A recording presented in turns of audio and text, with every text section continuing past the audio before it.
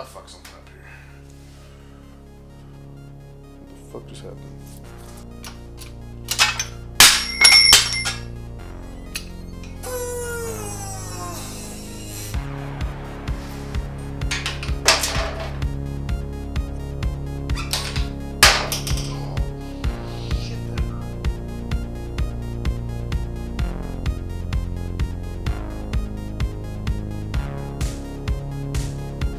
Here at the hydraulic press, and I'm going to go ahead and pop the steering stem out of the triple tree and get this bearing replaced. I had a hell of a time getting the sear clip off the back. I watched a video on how to do this a little bit easier and realized you don't need to do that. So basically, I'm going to press down from the top of the stem, and it's going to drive all the way, the steering stem all the way through the bottom of the triple tree, and then it's going to pop this bearing out. So I'll be able to toss that along with the dust shield. And basically, the steering stem is slightly tapered, so the top bearing doesn't need to be pressed on, but this one does. We're gonna go ahead and get this one popped out real quick, and then get the new ones pressed on, or the new one pressed on. Try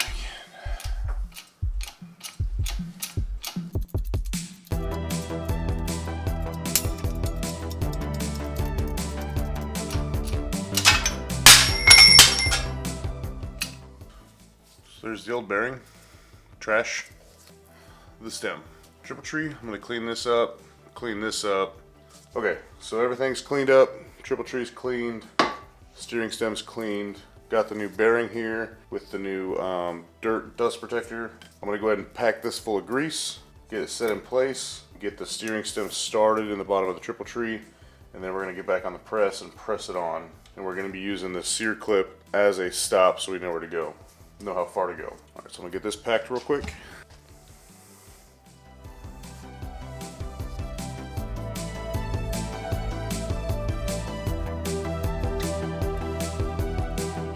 Measure, put a little bit of grease in there. Gloves off, fuck those.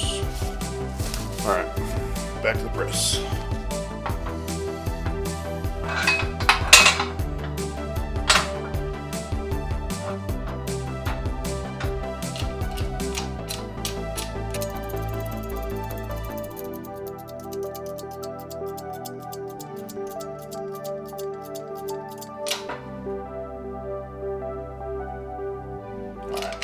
So the sear clip is just touching the bottom of the triple tree, so we're going to call that good.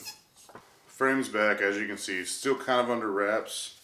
Haven't quite put it on display yet to see this thing in all its glory, because it's fucking sweet. Got the bottom bearing pressed on, packed with grease. I'm probably going to put a little more grease on it just to be safe. Throw this up here. Throw the top bearing on, pack that with grease before I throw it in, throw the top triple tree on, and then bolt it down, and then we'll be well on our way to get this plus 8-inch front end put together, put on. All I was really waiting on to get that done was these new neck bearings, and they're here, so we're going to get this going. Quite a bit of grease in here, so I'm going to set that in there. This one is not press fitted, just sits in the race. Compression from the top bolt bolting the bottom and top of the triple tree together keeps that one in place. So we're going to get this bottom one thrown on. Almost forgot something.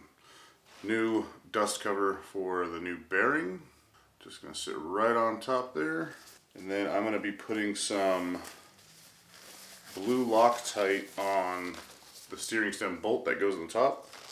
I am actually going to be throwing one of the tubes in here just to ensure these are straight before I go and torque anything down. I would hate to have torqued these down and then they be, off center just, by a little bit. Got this new problem where I just grease the fuck out of things. You should see when I put my axle back in my dyno, and I put like fucking 10 pounds of grease in that motherfucker. Alright, so that's into the top of there. Bottom of the triple tree, or bottom of the top I should say. That's just finger tight. Then we have a fork tube, toss it in here just real quick. Torque this down. Old fork tubes. I don't have to worry about damaging anything.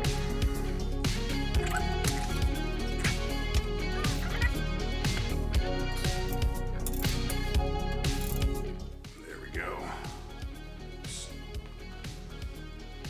turns nice and freely. New bearings in there, feel good, no grinding or anything. All right, get this loosened up, taken out, and then we'll get ready to throw the 8-inch ones in. New front end, it's going on. I got the TC Brothers plus 8-inch front end. It's gonna give this bike a real mean stance. This frame hardtail kit extends the bike 2 inches in overall wheelbase length. So it's gonna, obviously gonna be longer, and it's gonna sit way more upright, give it a real retro chopper look, which is exactly what I want. This is some comparison for you here. This is the size difference between the stock tubes and the plus 8 tubes. It comes with new wiper seals, fork seals, locking pins, O-rings for the caps, and new bolts and copper washers for the dampener rods. It does not come with new bushings, new washers, the other new bushings, the upper and lower bushings does not come with those. I had to order those separately. And it also comes with new PVC to cut to length for your preload, which I'm gonna go over all that later. Oh, and it comes with the little plastic rings that go on the top of the dampener rods. It has replacements for those too. Now, I do not have a fork seal driving tool. I just have some PVC. I've used this before, it works great. You just got to be kind of gentle with it because it's not guaranteed to put even pressure on all sides of the seal, so it may kind of get wonky. I just basically set it on there and just light taps with a dead blow until it drives it home. Super easy. This is a 1.5-inch PVC, probably, I don't know, 2.5 feet long or so. I don't know if this will work. This size will work for 49mm forks or not. I would say not, because it barely fits on here. So there you go. And unlike most TC Brothers things, this came with instructions, complete with new fluid levels you need in these forks. Yeah, buddy. So we got the new fork leg here. I'm gonna go ahead and slide the new seal on. That's just gonna sit there for now. And of course we have all our new parts.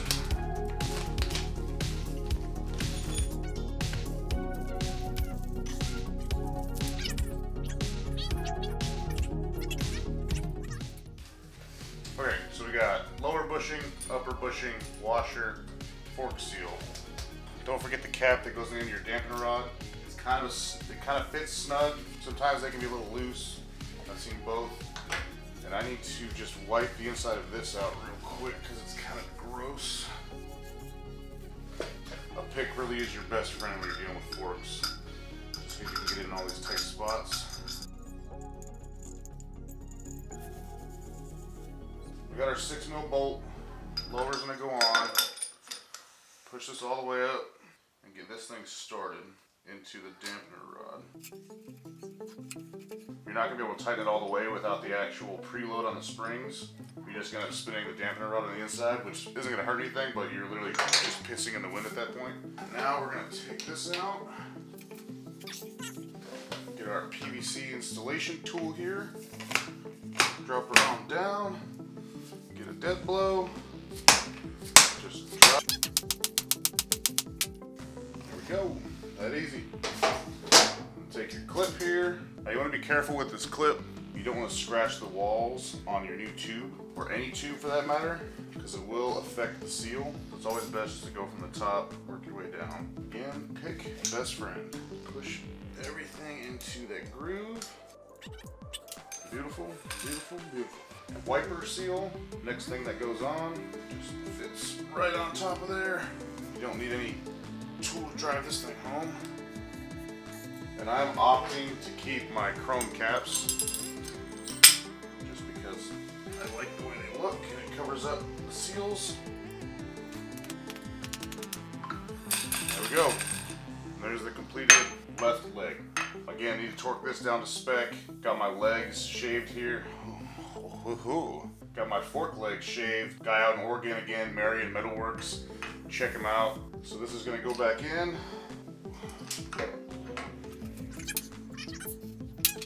So that's that whole side done. So now the instructions over with. I'm going to go ahead and time lapse through this one. Get her knocked out real quick.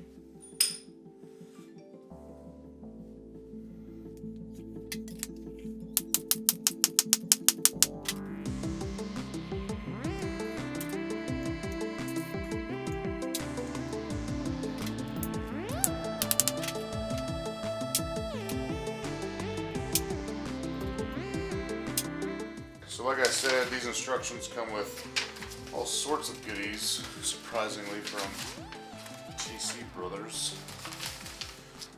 On one of the last pages here, there's a little chart. Fluid requirements for a bunch of different models with 39mm forks that these would fit on. To include some older Dynas, some older FXRs, and like pretty much all Sportsters. I'm pretty sure had 39s, don't quote me on that. But we're gonna go here, 98 or 88 to 03, this being an 01, 10.2 ounces. So I have a bottle of Bell Rays over here, 32 ounce bottle. I'm gonna go ahead and just fill it up to just under the 22 ounce mark, and that'll be 10 ounces. Not doing an exact science here, doesn't need to be perfect. It's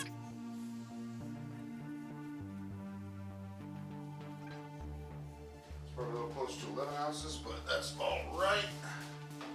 PVC going in. I don't think I'm going to cut these at all because there's a little bit of ease of play in here. That'll give me some good preload on here. So I'm going to go ahead and get the caps tightened up with the new O-rings on them and my 35mm socket, wherever the hell it went. Do the same thing on the other side.